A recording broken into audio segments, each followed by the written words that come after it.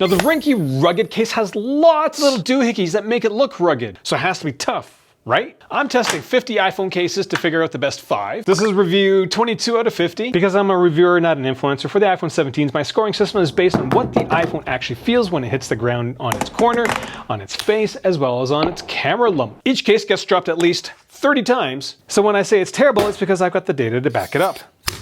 Now I will hand it to Ringke, they make unique looking cases. The finish on this product, it's pretty awesome. It doesn't feel like my phone is going to slip out of my hand even with my monster iPhone 17 Pro Max. This case has massive angled corners. Now, unlike the previous 2 Ringke products that are reviewed, the front or the clearance of the case is actually pretty low. There isn't a thicker lip like you would find on some of the thinner cases. This product also has tiny feet at the bottom, and I really don't know what they're going to do other than maybe stop your iPhone from sliding around a little bit, maybe. Now in terms of weight, this thing weighs 52 grams, which is borderline, yeah, average. When it comes to bulk, well, it's going to increase your iPhone's girthiness by about 68%. Very average. Now when it comes to accessing your iPhone inside the case, again, because of the finish, the grip is pretty awesome. You got texture here, you've got texture along the edges, there's just a lot of stuff for your fingers to hold on to. The buttons are integrated into the edge of the case, which I do not like, but Ringke did pull a Spigen and Tough armor with this one because the buttons on the case are massive on every single one. Even the action camera one has a different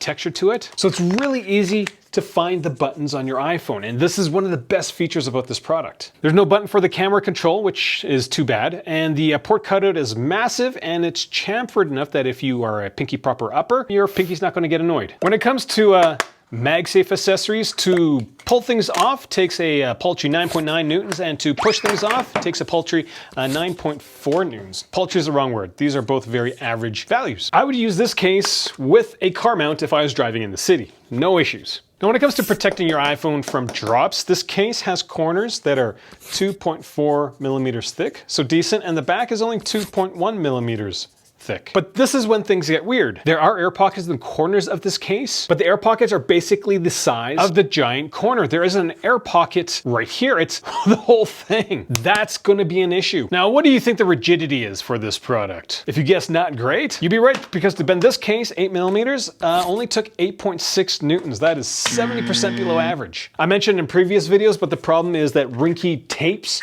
the MagSafe array to the back, so this isn't one solid piece. Like, cool. Functionally, there isn't going to be any issues, but when it comes to like protection and being rugged, then yeah, it becomes an issue. When it came to corner drops, my iPhone measured 13 Gs. If you've been watching this series, then you'll know that that is above average by 24%. Yeesh. Now after the initial impacts, the rotation rate, that was better by about 45%. The rate at which the iPhone stops moving, that was above average by 40%. And the total force was very average. So this case does terribly initially, but then all the other parts are actually pretty good. But in my scoring system, I weighed the initial drop higher than everything else. Now when it comes to face first drops, this thing, well, passes. In fact, all 3 of the Ringke cases that I've reviewed passed the face first drop, despite being incredibly floppy. Now the initial drop was 11% better. The total force going in was better by about 17%. But remember the giant airbags in the corners? The rate it settled was 55% worse. Yikes. Now when it comes to dropping it on the camera lump, Ringke, instead of what they did with the Onyx as well as the Fusion, which had little lips around each camera lens, Ringke for the rugged does the lip around the entire camera lump area. And when